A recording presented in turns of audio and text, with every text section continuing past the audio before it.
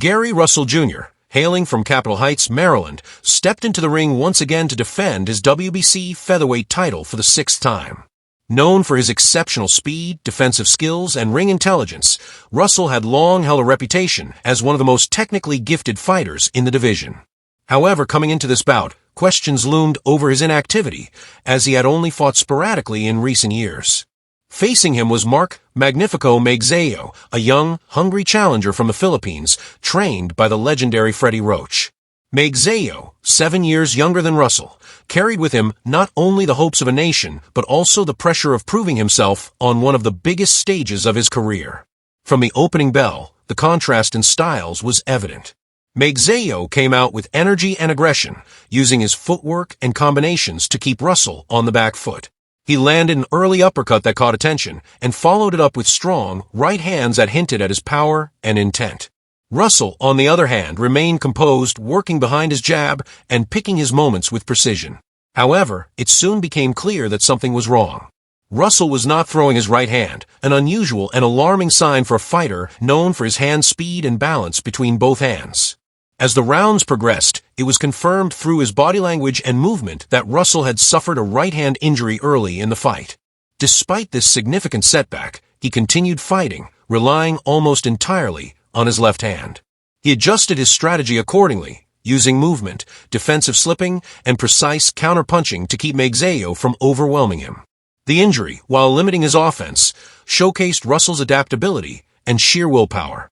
He grimaced in pain at moments, but never allowed the injury to fully take him out of the contest. Meanwhile, Magsayo began to grow in confidence. With Roach guiding him in the corner, he focused on volume punching, consistent pressure, and targeting Russell's body. Knowing that Russell was fighting one-handed, Magsayo looked to trap him against the ropes and limit his ability to escape using footwork. He launched flurries, mixed up his attack, and began landing clean shots to the head and midsection. Still, Russell's defensive ability was on full display. Even while injured, he was slipping punches, turning his opponent, and landing sharp left counters that earned him respect. The middle rounds were a mix of grit and calculation. Magsayo threw more, but not always accurately.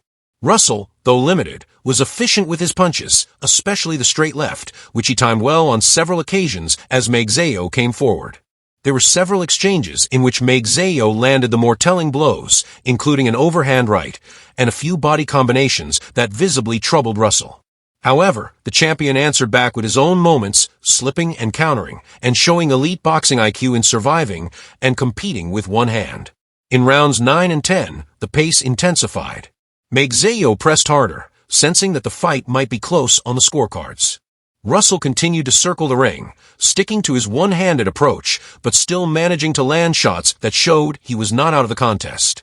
Magsayo backed him into the corner at times, letting loose with volume, but Russell would often evade clean shots and respond with sharp lefts. There was a moment in the 10th round where Magsayo landed a solid body shot followed by a right hook upstairs that drew cheers from the crowd, but Russell remained unfazed and answered back with a straight left of his own. As the final 2 rounds began, both fighters knew the outcome was uncertain. Magsayo, urged on by Roach, continued to push forward, throwing combinations and trying to overwhelm Russell with activity. Russell stayed calm, picking his moments, landing a couple of clear straight lefts that scored well. The 12th and final round was tense. Russell's body showed signs of fatigue, and his right hand remained unused, but his spirit never wavered. Magsayo pushed for a strong finish, launching punches in bunches and driving Russell back. In the closing seconds, both men exchanged their final efforts, each trying to make a statement to the judges. When the final bell rang, the crowd waited in anticipation. Many knew it had been a close and tactical battle. Russell, despite being injured, had put on a performance that showcased his heart, defensive brilliance, and elite boxing brain. Magsayo had been the busier fighter, throwing more, pressing the action, and showing moments of brilliance that made a strong case for a new champion. The ring announcer, Jimmy Lennon Jr., delivered the decision.